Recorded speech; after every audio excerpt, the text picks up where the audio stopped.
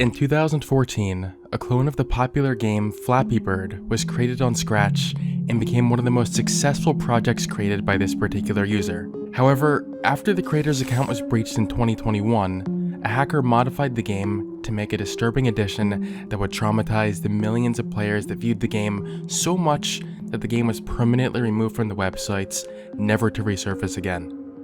We all remember being terrified by those early screamer videos that were trendy online in the late 2000s, and while most of these screamers were fairly innocent pop-ups that just made us piss our pants and close out the window, there were some screamers that were far more disturbing than that. The ones that brought serious controversy to online spaces and left lasting psychological damage on people.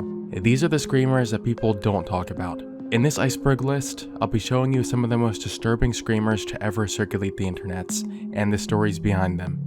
I've separated these into 4 levels, starting with the most innocent screamers, and then slowly working our way up to the most disturbing ones, with the most unsettling stories behind them. And don't worry, to avoid overwhelming you with a barrage of constant screamers, I'm going to reduce the volume on the screamers to spare the headphone users out there, and I'll also overlay a 3, 2, 1 countdown on the screen to warn you when I'm about to play one of the screamers, so you'll be ready for it. Without further ado, let's begin. Before we get into the screamer that I mentioned earlier, and the other truly disturbing ones, I'll warm you up with the most mild ones in level 1. This layer contains the most well-known, lower-effort screamers that most of you might already be familiar with, just to ease us into the more unsettling stuff. This will also be the shortest layer, because a lot of the stuff that belongs in this layer really is just variations of, oh, here's a normal-looking video, just kidding, it's actually a scary stock image, and obviously that gets old pretty quick. Consider this the bald-headed tier.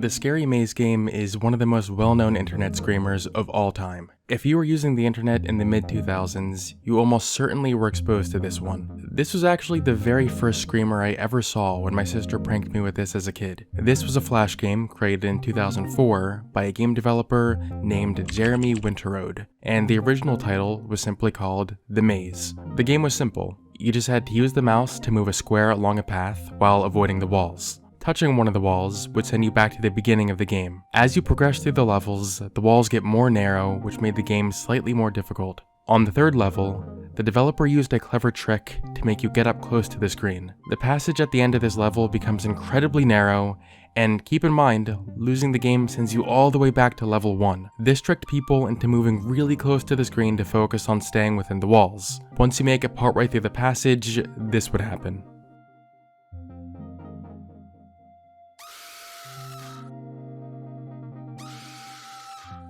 The popularity of this game inspired a lot of similar games, like Follow the Red Dot, which was more or less the same game with a different screamer. It's nothing special compared to modern horror standards, but this game practically became the mascot of those mid-2000s screamers. What's up?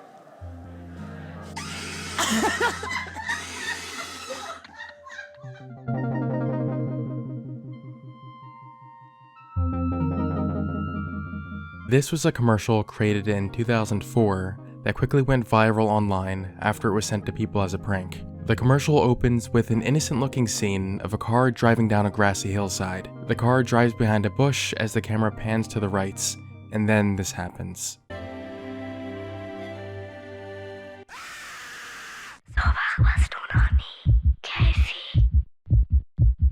This was actually part of an ad campaign titled Wide Awake that aired from 2004 to 2006. The zombie appeared in 4 other ads in this series. Oh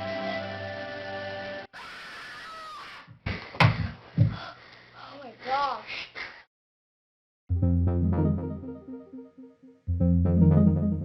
This one is actually software instead of a video. This was a screamer program created in 1990 by Patrick Evans for Amiga PCs, basically just an old family of computers that were sold in the 80s. When the program was executed, it would silently run in the background, and every 5 minutes, the screen would display a creepy image of a skull with a screaming sound.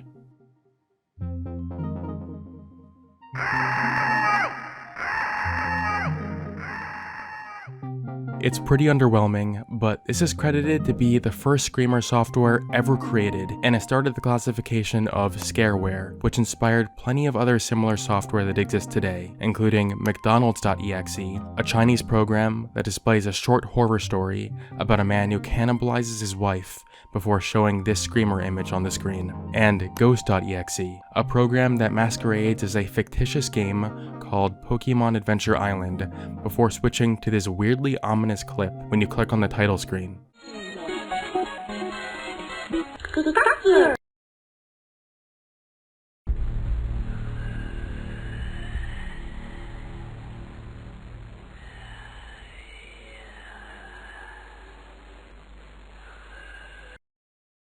Out of a love for the genre, I actually created my own scareware program that you can download in the description.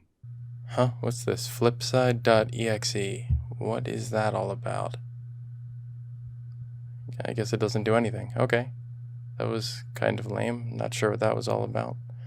But, okay. Oh my god! Flipside! Oh my... Jesus Christ, what the...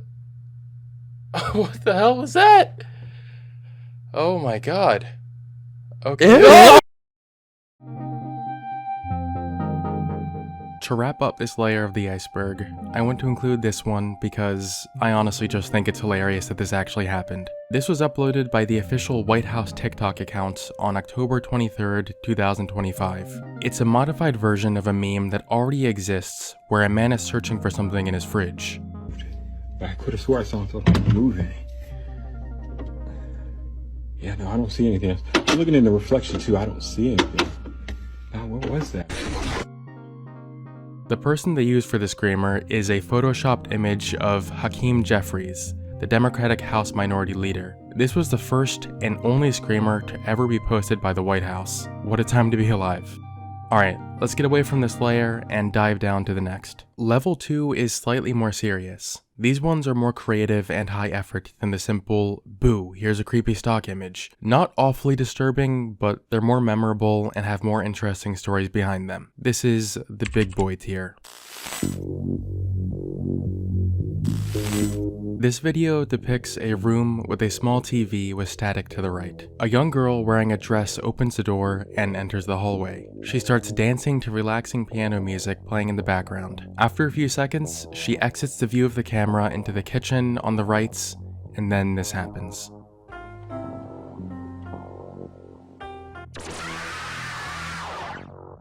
This one has been circulating around the internet for at least 16 years now, and the original creator of the video is still a mystery to this day. The earliest known re-upload of this video was in March of 2010. A YouTuber named Toby Pasta created a video where he investigated the origin of this Screamer. As part of his investigation, he shared a comment that often appears when the Screamer is discussed. It claims that this video was allegedly filmed in Arkansas as an advertisement for a ballet club. The girl in the video is named Vanessa Silverstein, and the monster that pops up at the end is her adoptive mother, Mary Wilson. It is said that Vanessa had nightmares after she saw her mom in the video, and she was afraid of her for a week after filming this. None of this has actually been confirmed though. Toby Pasta is offering $100 to anyone who can find the original creator of the Screamer.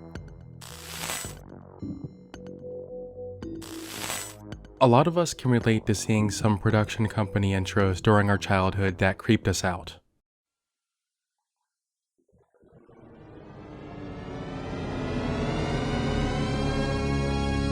One of the big ones from the 80s was the Viacom logo, also known as the V of Doom.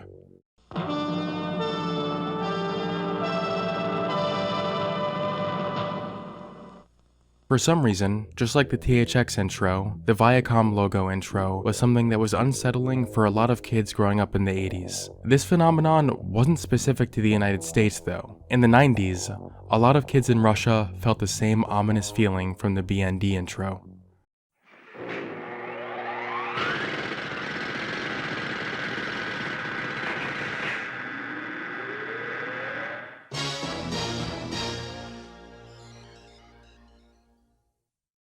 In 2010, a user on the Russian social media network, VK, decided to combine these to make something that would scare the shit out of American kids. The video's description simply reads, "For many years, the original ident reliably scared American kids in the 80s to death, but if Americans had been shown this, it's unlikely any of them would have survived at all. Just imagine being a kid and you're alone at night watching this on a grainy CRT.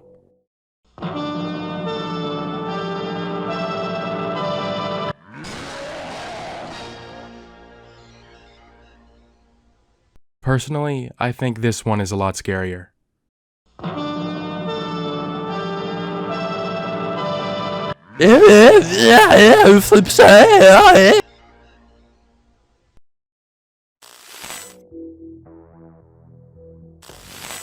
This one isn't really a traditional screamer, but it still has the same energy.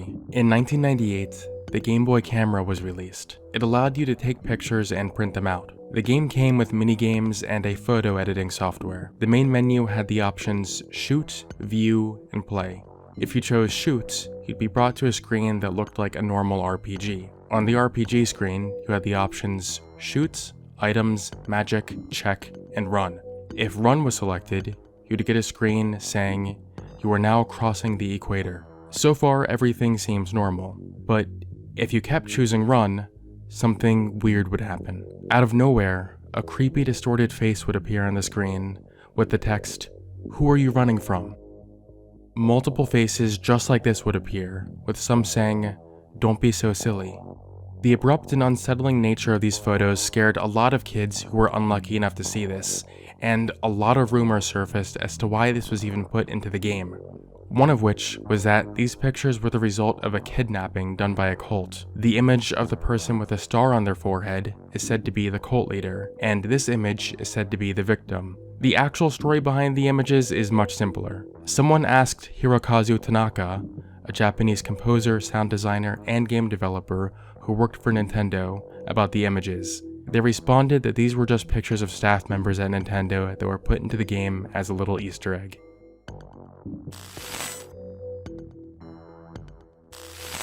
This was a commercial for Courage the Cowardly Dog that aired on Cartoon Network in Latin America in 2003.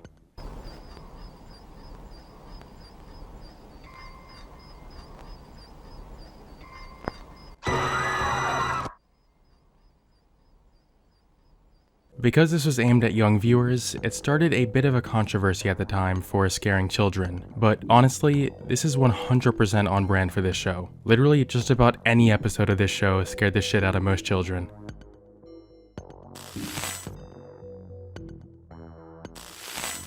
Crazy Pyro was a flash game created by Yoshiaki Ogiwara in 2005. The goal of the game is to control a clown character and catch apples falling from the sky while dodging bones, which will cause an instant game over if caught. The description says the game is cursed and to not get a score of 4,000 or higher. Each 1,000 points the player gets cause a change to occur in the game. At 1,000 points, the clown face changes to a more realistic clown face. At 2,000 points, behind the trees, a laughing face appears. At 3,000 points, a baby can be heard laughing. At 4,000 points, 2 eyes appear in the windows and the background music becomes distorted. After getting 4,000 points, no more changes will occur until you lose.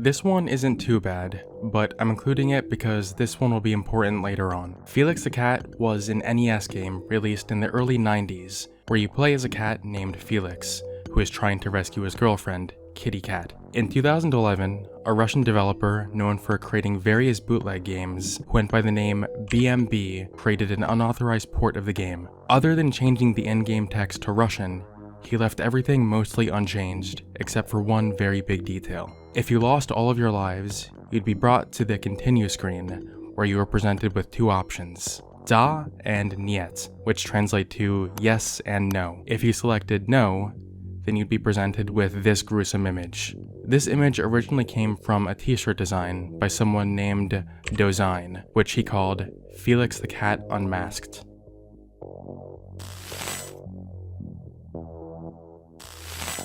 This was an anti-heroin PSA created by the National Clearinghouse for Drug Abuse Information in the early 1970s. This is considered to be one of the very first videos ever made that you could consider to be a screamer, even though that term didn't exist at the time. They say people addicted to heroin have a monkey on their back. Isn't that cute?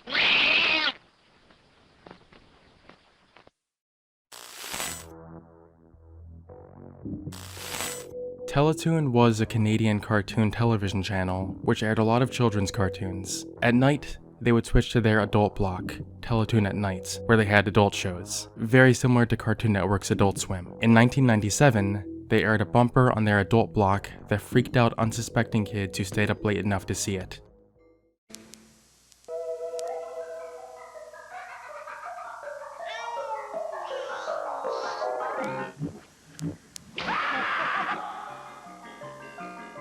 Despite airing on the adult block, this still scared the children who were watching during the time, since the channel was a family-friendly channel overall.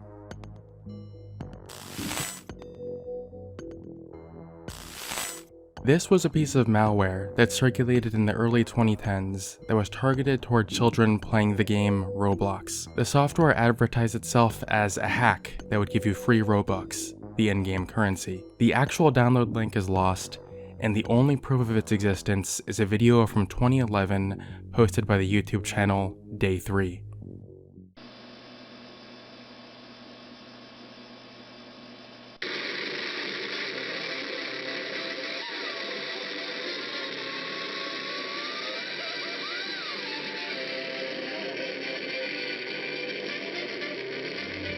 According to the description, the only way to get it to stop was to shut off the computer. As goofy as this is, I feel like this would have scared the shit out of me as a child.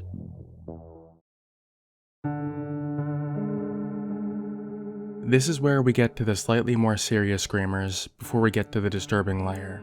These are the screamers that had more real-life impact and controversy surrounding them. This is the serious level.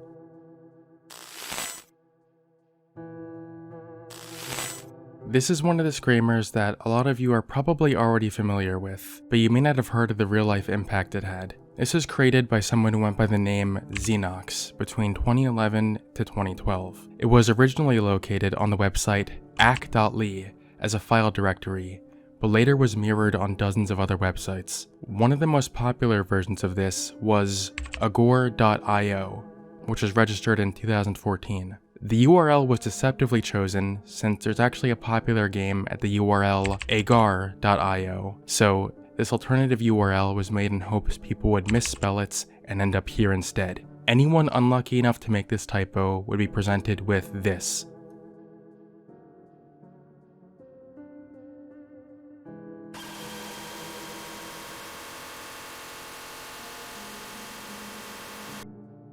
Most people just soiled themselves, but in 2015, something tragic happened. On May 22nd, 2015, a mother made a Reddit post explaining that her 9-year-old son accidentally typed in this URL while trying to play agar.io, and he ended up having an epileptic seizure. She wrote that he was still in the hospital and that she was currently in contact with a lawyer to figure out if she can take any legal action regarding this. It's not known if any legal action actually took place, but a few months after this, the website was taken down. In 2016, the YouTube channel Silvagunner published what would become one of its most infamous videos. In the video, it displayed the title screen from the Nintendo 3DS game Kirby Planet Robobot. Halfway through the video, annotations appeared on the screen that read Da and Niet, which was a clear reference to the Felix the Cat game over screen we discussed in level 2. After a few seconds, a hand appears on the screen and slowly approaches the No button. When the hand clicks on the No button, a still image of the Harlequin baby appears on screen with the Hypernova Yourself filter from the Nintendo website. Shortly after the video was released, it got a lot of backlash from people who felt the use of the Harlequin baby image was in poor taste. The video was eventually deleted, and Silvagunner posted an apology video explaining what happened. Apparently, the video was never supposed to go up at all, and it was actually uploaded without permission by one of the members of his channel called LeRooseBird. After the incident occurred, LeRooseBird was removed from the group, but then was brought back a week later after the team forgave him. Today, the original video still exists on LaRousse Bird's channel, Happy Happy Cultist. This one was an ad for Resident Evil 4 that aired in 2005, and it caused so much backlash that it was actually banned from airing on TV in the UK and France. The ad opens with a naked woman breastfeeding her baby in a bedroom, with the narrator giving a soft speech about remembering the peace and comfort of being a child. Imagine the place you felt safest, warmest, the most loved. That place doesn't exist anymore.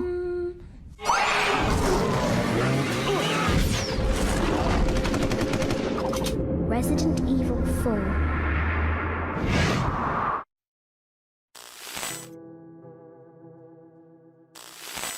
From 2011 to 2014, Adult Swim aired a horror comedy called The Heart She Holler, and they used a very memorable advertising strategy to promote it. Instead of running their own dedicated ads, they would unexpectedly interrupt promos for other shows like Family Guy and The Cleveland Show with one of the characters from The Heart She Holler named Meemaw, screaming for a few seconds before resuming the normal ad.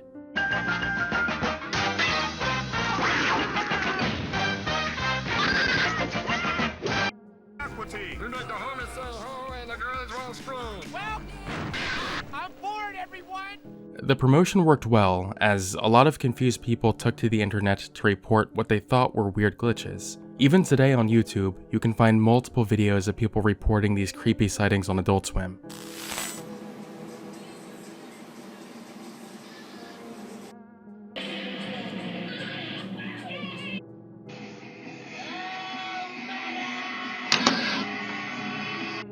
You're important to us.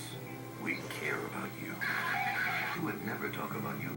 In the lives and stories of other families. It's one of the more creative uses of a screamer for an advertising campaign. This is another one that is less of a traditional screamer, but it still technically counts. This was a video that was released in 2014 and drew people in with a seemingly normal video that took an unexpected turn. It starts out as an introduction for a normal makeup tutorial video. Hi everyone, here's your homegirl Nikki. I'm back to show you this amazing eye tutorial today. Around 40 seconds into the video, she starts talking about the brand of lipstick she's using. Then, a clip of a dark room appears on her computer screen, which she gets distracted by for a moment before clicking away from it. At around the 55-second mark, the dark room appears on the screen again, but this time the woman goes into some sort of trance while staring at the screen before violently bashing her head into the desk several times. Start here.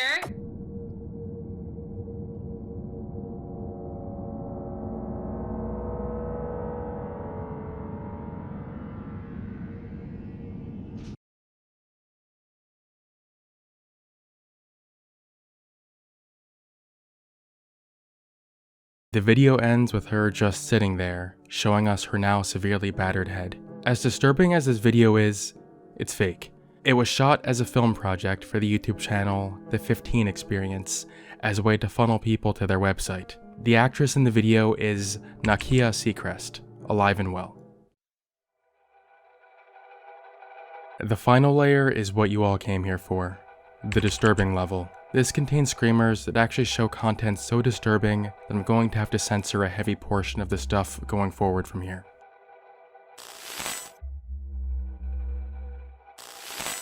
This video depicts a blonde woman in a tanning salon, undressing down to a bikini and applying lotion on her body before sitting on the edge of a tanning bed. A few seconds after she sits down, the cover of the bed comes down on her, fatally crushing her.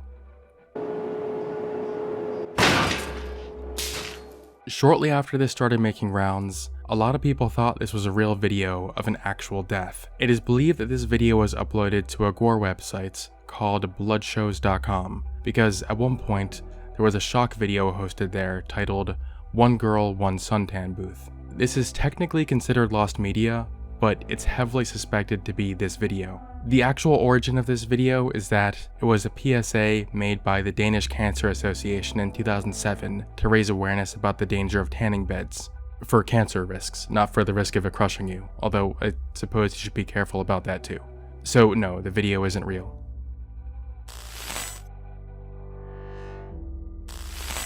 In early 2019, people started making disturbing posts on Twitter and Instagram disguised as K-pop fan cam videos. A fan cam is just a video recorded by a fan of a celebrity on stage at a live event. These videos were posted with the intention of baiting people into clicking on the videos, which would then suddenly cut to a screamer. Some of these were very innocent, with normal cheesy jump scares, but some of them got dark, showing disturbing imagery including kills, torture, and more. As the trend spread, the hashtag "Stop using fan cams as bait" spread to help spread the awareness of these accounts, eventually creating a list of known fake fan cam accounts so people could block them.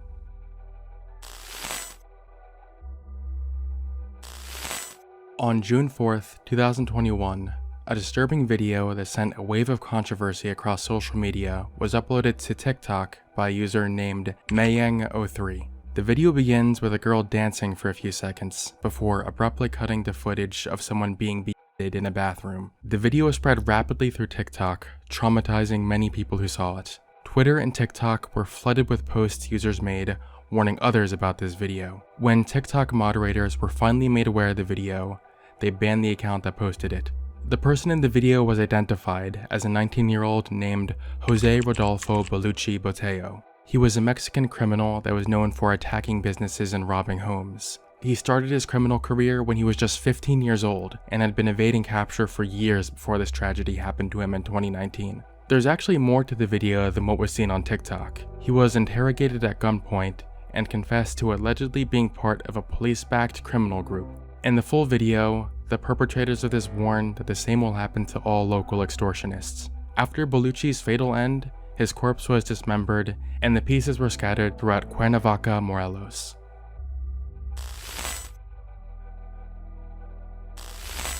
This is Neville is an animation that was created on DeviantArt by Daniel Fowler in 2006. The animation begins with a cartoon of a depressed character as words appear on screen describing the character. It says, "This is Neville. He is depressed again. Alcohol doesn't seem to do its job, nor does crying." Then it abruptly cuts to several real-life gory images, including an image of someone with their head split open on the pavement and an image of another head that is mangled beyond recognition. The credits then roll, saying, "Screaming just makes matters worse."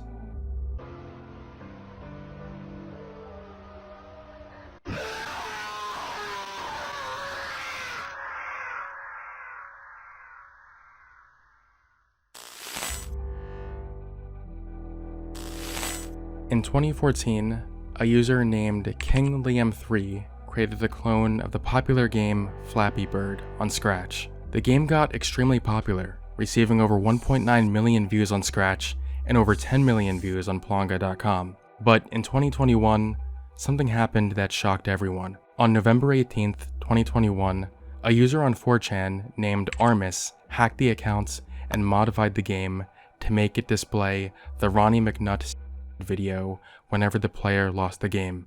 Armis also released a video showing him gaining access to the accounts and making these changes. And the video also shows him trolling a streamer by sending him to the game to play it on stream.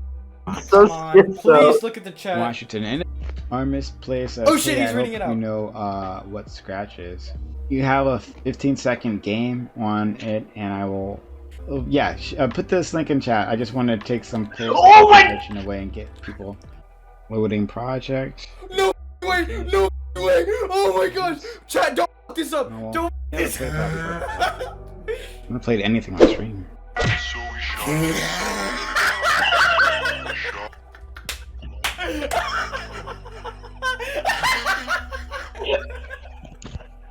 After the hack, he made a post on 4chan telling people what he did, and he asked everyone to send the game to news stations to try to get this covered on the news. Armis himself sent an email to Bloomberg News, pretending to be the distressed mother of a kid who played the game. The modified version of the game didn't stay up for long though, because the game was removed by the administrators of Scratch the night following the incident.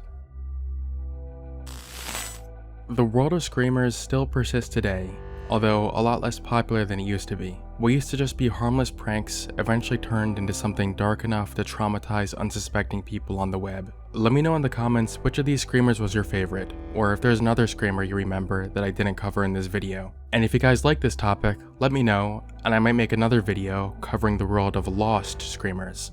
Thank you for watching, and I'll see you on the flip side.